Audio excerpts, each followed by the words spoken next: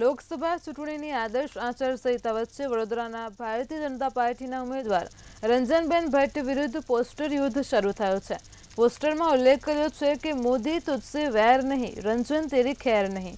આવા પોસ્ટરોથી વડોદરા સહિત રાજ્યનું રાજકારણ ગરમાયું છે અને પોસ્ટર વોર ચર્ચાનો વિષય બન્યો છે। ત્યારે આ પોસ્ટર બાબતે રાજ્ય ચૂંટણી આયોગ દ્વારા જિલ્લા કલેક્ટર પાસે રિપોર્ટ માંગ્યો છે અને તપાસ કરવાની સૂચના આપી છે।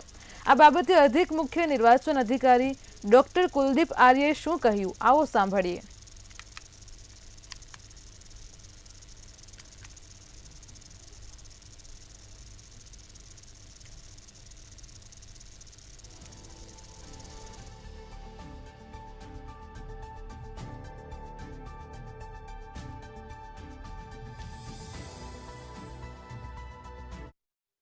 આવી છે એ આદર્શ આચાર સંહિતાનો ભંગ થતો જણાતું હશે તો એ એક્શન લેશે।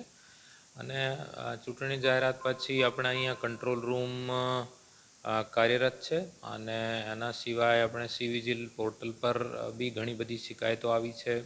ઘણી બધી NGSP જો નેશનલ ગ્રીવાન્સ સર્વિસ પોર્ટલ છે એના ઉપર બી આવી છે।